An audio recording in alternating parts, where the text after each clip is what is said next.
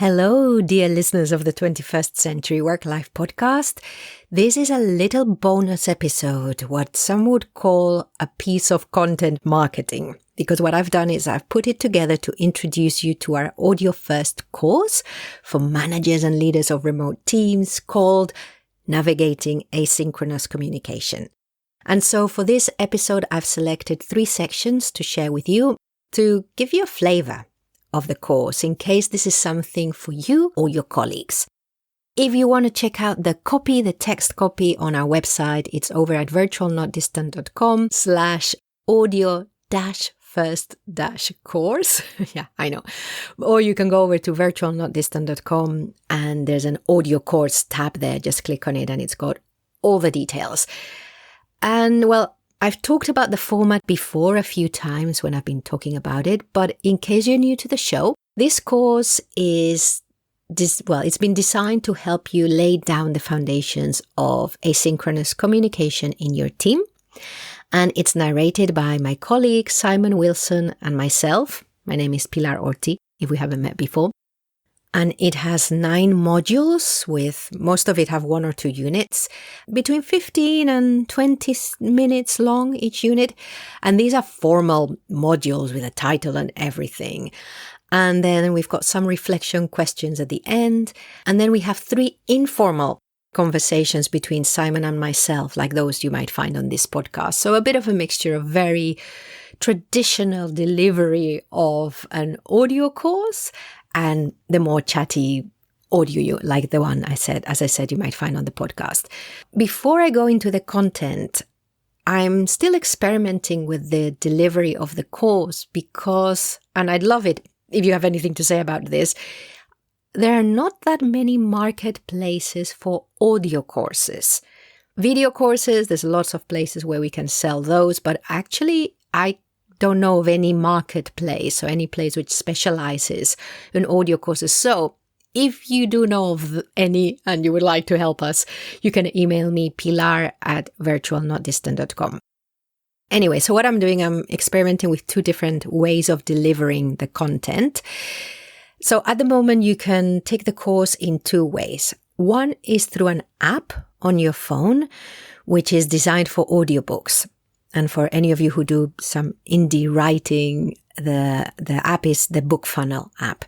So the app is free. Of course, you pay for the content, but the app is free. And in this app, you can mark the audio. So if there are bits that you particularly like, you can make a note. And what we've done, you also get the text version of the course and the transcripts of the conversation. So you always have a text reference as well. And this is delivered as a big PDF. And that's it. For those of you who are used to buying online products, we're delivering that through Gumroad.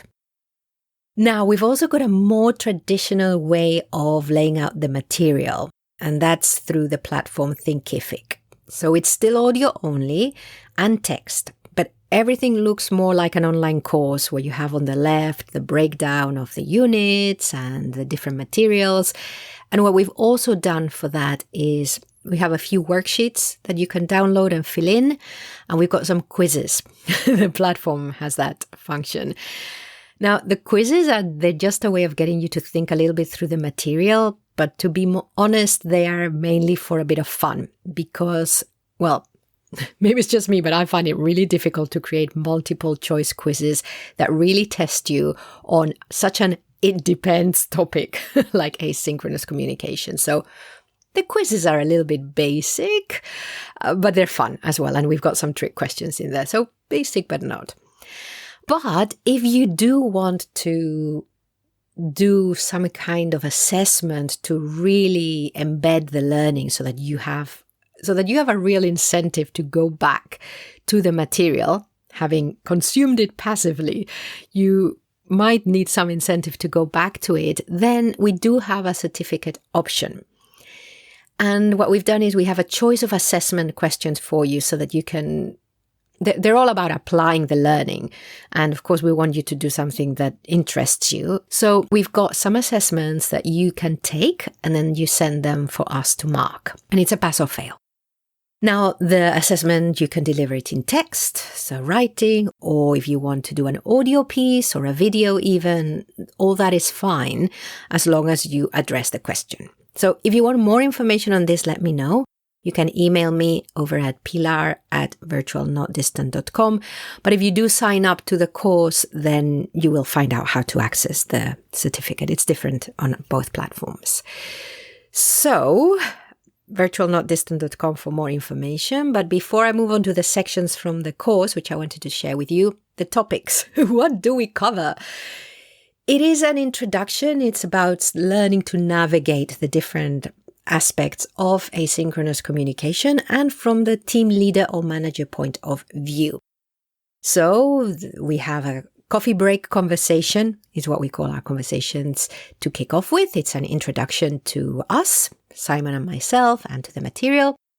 Module 1 is the benefits and drawbacks of asynchronous communication. Module 2 is the foundations of asynchronous communication.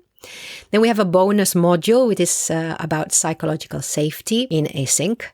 Then module 3 is the different types of conversations at work and how async plays into that. Coffee break conversation 2 is all about why is asynchronous communication so hard to get used to?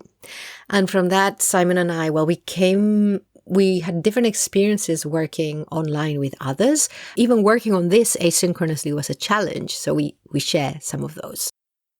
Module 4, we look at tasks, so collaborating on tasks asynchronously, and we look at visible workflow. If you're a listener to the show, you will know that term.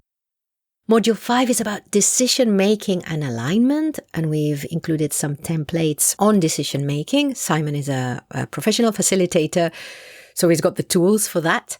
Module 6 is all about capturing your team's knowledge, and it includes the D word, documentation. But I thought that capturing your team's knowledge was a more, friendly title than documentation. Module 7 is about integrating meetings into our process.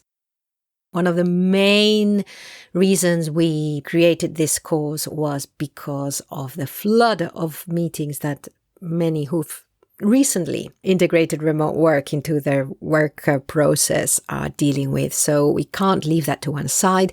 But this is about integrating meetings into our asynchronous processes rather than the other way around.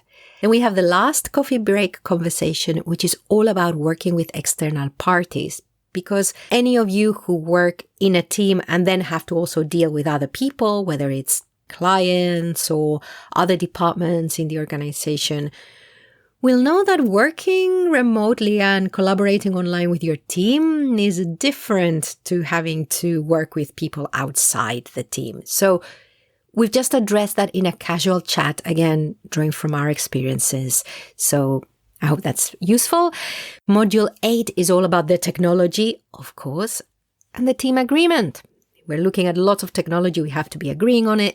And then module 9 is your next steps, where we talk about developing async antennae and other beautiful things that you need to do to really embed this. That's the content. Again, if you go over to virtualnotdistant.com, you can check out the tab on the audio course. All of this is laid down for you.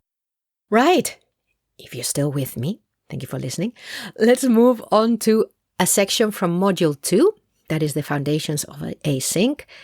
I've also included a segment of the coffee conversation about how hard async can be to get used to. And then I've included most of the module on capturing your team's knowledge, as I still think that this is one part of remote teamwork that those who are new to remote work are missing. They're getting all the focus time and less meetings and stuff like that, but this really capturing the team's knowledge I think is still missing. So do get in touch if you need anything from me, pilar@virtualnotdistant.com. I'll leave you now with these chunks of the course. Thank you for listening.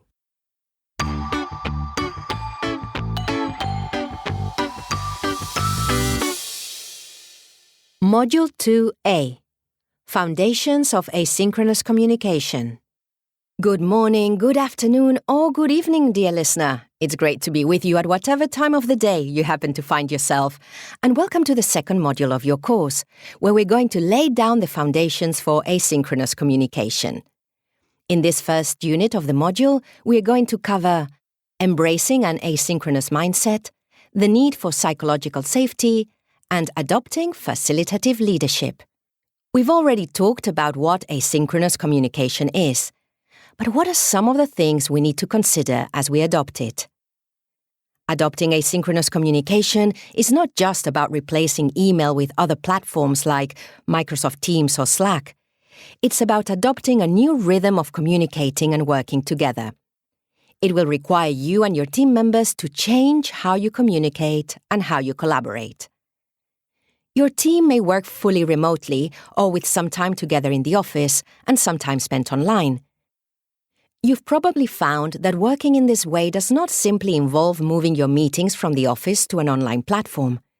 It involves redesigning how you communicate with your team members and a different way of looking at your role as manager, becoming more of a facilitator and less of a supervisor. You'll be creating and nurturing a way of working where team members are able to self-organize and work independently from each other while still collaborating. This will free up your time to focus on those things that you're best positioned to do as team leader, like look out for learning opportunities for you and your team members, advocate for your team in the organization and client groups, and be on the lookout for where you can innovate. Asynchronous communication will enable this way of working, but it will involve a degree of change you and your team members might not be expecting. So treat this as a change program. Understand and explain why you want to incorporate asynchronous communication into your team, introduce the change one step at a time, and review and refine as you go along. So let's start with embracing an asynchronous mindset.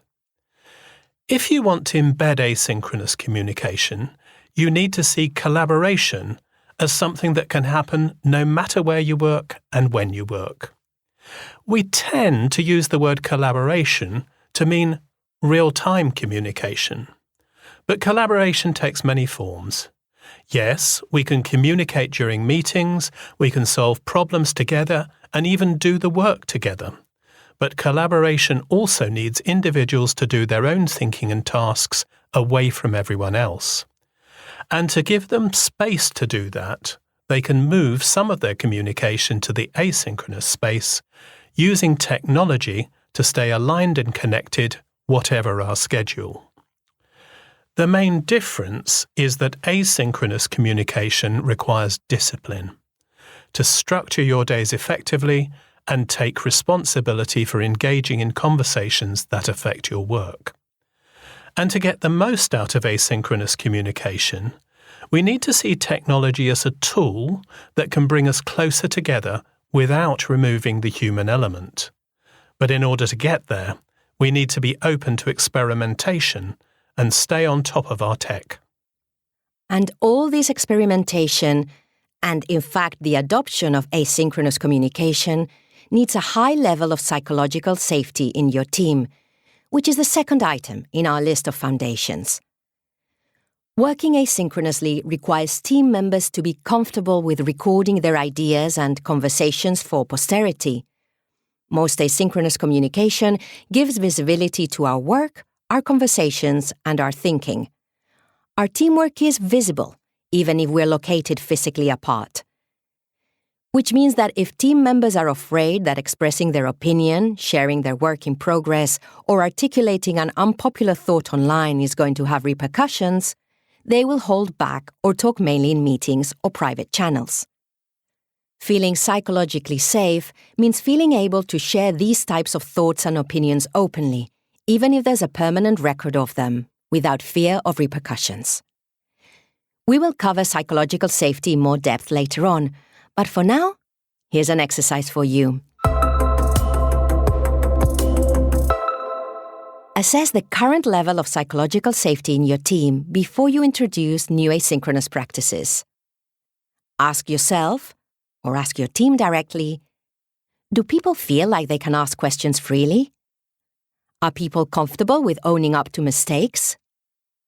Do team members avoid difficult conversations? Do people seek and give feedback frequently to each other or in the team? Let's pick up where we left off and move on to the third item on our list of foundations. This one affects you, the team leader or manager, specifically, and it involves adopting a facilitative leadership style. Adopting asynchronous communication implies moving many of our conversations online where they will be visible to our team members. This can benefit the team, but only if you're prepared to be a hands-off kind of leader when it comes to your team members organising their work and collaborating. This doesn't mean neglecting your responsibilities. It means shifting your focus from being the manager who holds most of the team's information, who has the most detailed view of what's going on in the team, and is the first point of call where there's a problem, to being the manager who looks after the collaborative environment, who knows when to intervene and when to let team members get on with it, and who makes sure people have the resources to do their best work. In a way, you take on the role of facilitator, keeping an eye on the process, helping everyone stay accountable to the team, and nurturing the team's learning. With asynchronous communication, you will have a lot of information about what your team members are up to. It will be up to you to find the right balance between checking in and checking up. And just as you need to find the right balance between checking in and checking up, you will need to find the right balance of synchronous and asynchronous communication. See what I did there, Simon? Did you like my segue? Yes, very good. However, I think this is a good time to pause and give our listeners time to absorb what we've talked about so far. We've covered embracing an asynchronous mindset, the need for psychological safety, and adopting facilitative leadership. Dear listener, which of the three do you need to pay most attention to? Which aspect do you and your team need to work on most?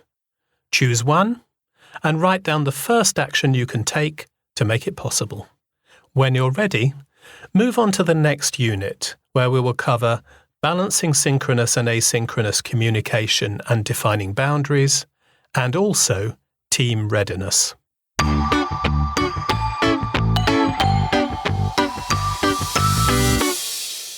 Good morning, good afternoon, or good evening, wherever you are in the world and whenever you're listening. It's really great that you're joining us today for the second of our conversations about asynchronous communication. I'm Simon Wilson, and with me is Pilar Ortiz. Hello. And the theme of this conversation is asynchronous communication is hard, but it's worth it. Just thinking about that, though, for a second, when we work with one team, then we work with another, or we work with externals, is that we need to understand the foundations of asynchronous communication. And this is something that through working with you, Simon, and actually working on the course, I've come to realize that if we understand the foundations, then it doesn't matter what technology we're using. We can start to understand the environment. So asynchronous space is a quieter space, which is why a lot of remote organizations adopt it. Therefore, you have to be much more deliberate in seeking out information and seeking out feedback, and also seeking help, actually, back to your point. And that can be difficult because everything is highlighted in a way. If you need to ask for help and you are sitting next to someone, you can just ask them a casual question. But if the person's not there and you need to post your message somewhere and first, like you said, you're not quite sure where, how, then it becomes a thing. So I think that maybe some of these casual interactions that are such a part of our day-to-day, when we transfer them to the asynchronous space, they can suddenly gain a lot more relevance and more importance. And I think we have to be aware of that. Just something interesting as well that you said you felt a bit lost sometimes. And something else I've realized hearing you say that and observing that is that the way I work, it's not very important for me to check in with the person and the progress, but I do need to see the work progressing. In a way, what I do is I check in with the work more than checking with the people. So, of course, as I'm checking with the work, I'm checking with what people are doing, but I check through the work. And I rarely need to drop a message saying, how you doing, or I've done that, because the work shows it for me. And so what I've realized in working with you and actually in other teams as well, is that the verbal check-in is very important for other people. So I've had to do a bit more than I normally do with this. And I think it's a really good example of the fact that we had an agreement about how we were going to work. And the reality is that that agreement has been shaping itself as we go. An example of what Pilar's talking about would be the using Trello. So Trello is one of those board systems. And for Pilar, it's absolutely fine to see that a card on the Trello board has moved from one place to another. For you, I think that means, things have happened. Yeah. Whereas for me, I would do it, and then I'd quickly jump into Slack and say, this thing has happened, which was not a verbal check-in, but it's the equivalent. It was a chat check-in. And I think you've become very tolerant of the fact that I have this need just to have a little conversation. I say, this thing has happened. And you say, yes, I know. I can see that it's happened, but actually you've acknowledged that. And I think that's a great thing. Team agreements, even between two people, need to be revisited. And the way that we adopt asynchronous communication just needs to be flexible and take account of what different people need. And I think also this difference that you're talking about might not have been so obvious if we'd had more meetings or if we'd been co-located, working together, seeing each other every day. And I think that this is something we need to be aware of as well, is that even if we've been in our team for a while and we know each other quite well and we know how others work, moving to this new space might bring up differences that we didn't know were there. So like any change, this is going to bring up things that hadn't happened before. We've changed the context, so we might discover new things about ourselves and the team. That's something, again, that many forget when they're adopting this new way of working.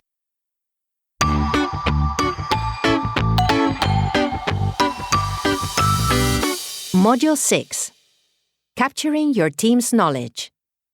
Good morning, good afternoon, or good evening, dear listener. It's great to be with you at whatever time of the day you happen to find yourself, and welcome to another module of the course, where we're going to talk about using asynchronous communication to capture the knowledge in your team. We're going to cover the different types of knowledge your team generates day to day, how to set up your online ecosystem to help you capture knowledge, what we mean by documentation and why it's important, and finally, how to make knowledge capture a habit in your team. Before we dive in, a reminder that communicating asynchronously requires you to invest time as an individual. So, for example, writing something down clearly so that it's understood by someone later on requires time and effort, often more than just turning up at a meeting to share your thoughts. Even recording yourself while sharing a screen to give feedback on a piece of work can take longer than hopping on a call. However, it can also save us time, as we don't have to wait for others to be available or interrupt our own work, and it gives people the flexibility to organise their day. And there's another advantage to asynchronous communication over real-time conversations. Much of this communication will be useful for posterity, for yourself, current team members, and those that join you in the future. In a way, you're continuously capturing your knowledge and the team's culture. You're capturing the formal knowledge, which can be turned into documentation, and also tacit knowledge, which communicates your insights and your team's culture. In this module, we're going to explain how to make the most out of this captured knowledge. And the first step in this is to set up your ecosystem. When you first set up your online tools and platforms, consider how you will help others access information and conversations. For example, when setting up your chat-based collaboration platform, create different channels for different projects and different types of conversations. Or when working in a planning tool or project management platform, avoid mixing conversations about different tasks. This will make it easier for everyone to follow conversations as they develop, and also to identify what information might be useful for the future, and to store this information for future reference. Simon, could you give us some examples of what knowledge is worth capturing for the future, and how we can practically do this? Sure, let's start with a simple example. Let's talk about capturing the process of how to upload a blog post to the intranet. An efficient way of doing this is to record a video, where you share your screen to show the different steps. You can also share a conversation that went well with a client and capture this in a Google Doc, where others can ask questions and make comments. You can share a summary of a meeting in a page in a notebook in OneNote or other shared notebook. In fact, your team could have an online notebook for all the notes and action points from your meetings. Your team agreement, which we will get to later, should also be part of your knowledge capture and can exist in a shared Google Doc or Word document or in a wiki-style space of the sort you'll find in Notion. You could share your learning outcomes for the week in a short audio file stored in an online folder. You might want to record new information about a project, client or business sector in a channel in your chat-based collaboration platform, which you might call #NeedToKnow. And finally, it might be useful for you and your team members to make a note as they discover useful features in the tech you use every day. For this, you could use a shared text document called Tips, Tricks and Hacks. And talking of tips, tricks and hacks, I have a tech tip, something that some of our listeners might not know about using online documents. When working on shared online documents, you're likely creating versions that track changes. This stops you from needing to save new documents as final or previous documents as drafts. You only need to save drafts in very specific circumstances, such as creating an audit trail of changes to a legal agreement. Otherwise, you can usually go into old versions of the documents to see what they looked like. Thank you for that, Pilar. So you can see how some of your daily communication can be captured for future use. And it's worth thinking about turning it into formal documents. We often refer to this as documentation. Documentation is a word used often in fully distributed companies, especially those involved in software development. In essence, it refers to documents and other online materials connected to the development of a product. Niklas Dorn from FileStage refers to it as the most important information you need to do your daily job. The word documentation can feel technical. And let's face it, if you think that you need to create documents around your work, you'll feel like you're creating more tasks for yourselves. But in essence, documentation is about capturing knowledge we create today so that it can be built upon and be useful to others in the future. Documentation also helps with accountability.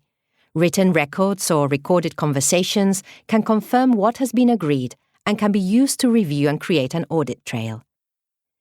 You can capture your knowledge in whatever format makes sense to you, but remember it has to be easy to find and easy to refer to. One of the benefits of asynchronous communication in a team is that people can work at the times that suit them best and access communication at those times that suit them best. However, this can become a problem when you're trying to find help or access information and you find no one is available to guide you. This is where documentation comes in. Before we talk through some of the communication we might want to capture for the future, turn your attention to your own team to evaluate how this might be useful for you. What kind of knowledge is generated in your team day to day that might be useful to capture for the future? What questions keep coming up time and time again for which you could document the answer? Documentation is a form of asynchronous communication. We create the information to be interacted with at a later date. This allows people to find answers on their own when working with inflexible schedules or different time zones. It reduces waiting time. Documentation at an organizational level will look different to what you create at a team level. Organizational documentation might include more formal documents, official company processes and procedures, and legal documents. Team documentation will be more specific to the team's culture and way of operating, and might include reflection pieces, conversations, whiteboards and journals, and how you communicate day to day.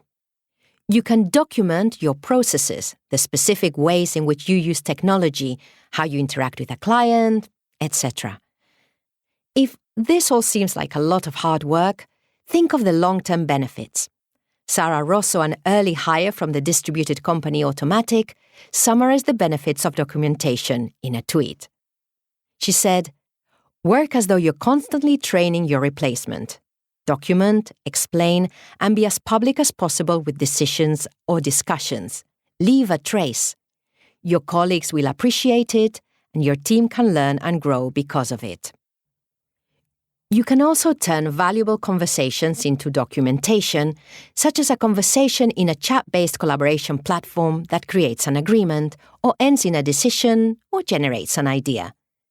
You can take screenshots of the conversation or cut and paste the text into a document to make sure the conversation is easy to access in the future. As you start shaping your team's documentation, you'll sense what needs to be captured. Here are some questions to help you decide what information you should save for posterity. Does this sequence of tasks or interactions need to be documented for the future because it will be useful later on? Is the answer to my question something others might benefit from in the future? In this conversation, are we changing a current process or method? Am I teaching something to someone which others will benefit from? And could this thinking inspire some action in the future or inform decision-making? You can use these questions yourself, or you can use them to help your team members capture their own knowledge for the future.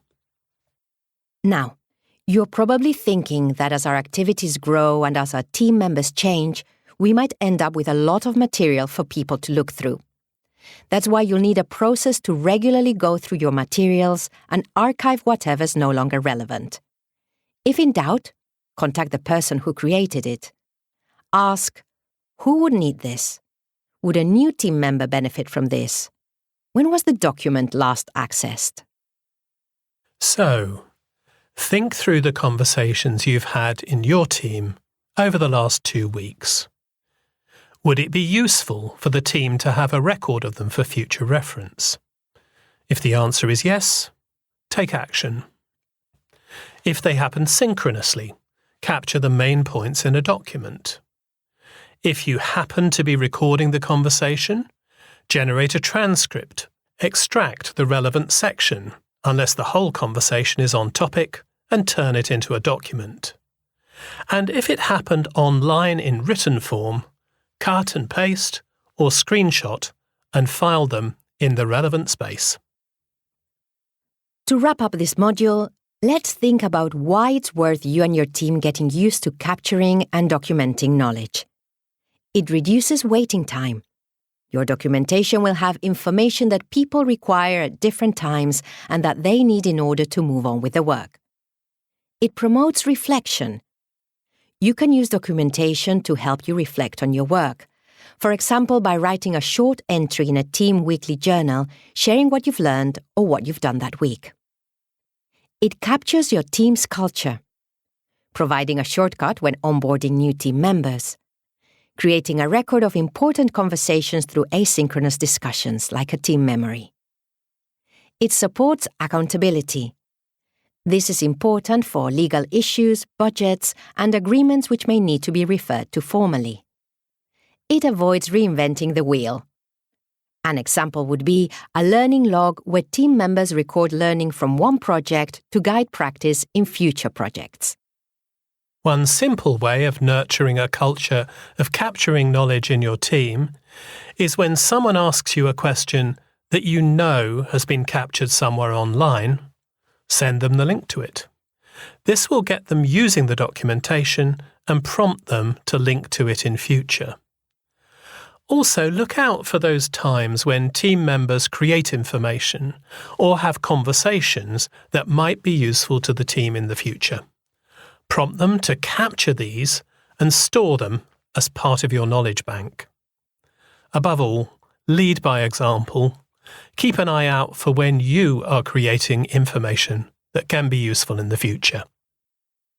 Well, I think we've captured all we can for now. See what I did there, Simon? Yes, very good. Let's recap what we covered in this module.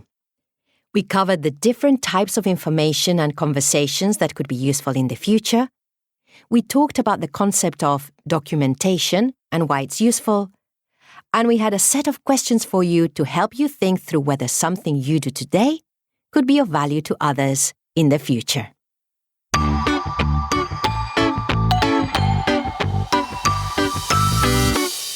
Well, listeners of the 21st Century Work-Life podcast, thank you for listening. I hope you found it useful. If you already know about the topic, I hope we entertained you a little bit. And I don't know, maybe we gave you something different that you hadn't heard before, or we confirmed everything you know. And if you're new to the topic, well, I hope it was useful. If you have any questions about the course content or its suitability for you or your colleagues, or if you're looking at bringing it into your organization, then, or any other questions, email me, pilar@virtualnotdistant.com, or there's a contact form over at virtualnotdistant.com. For now, thank you for listening.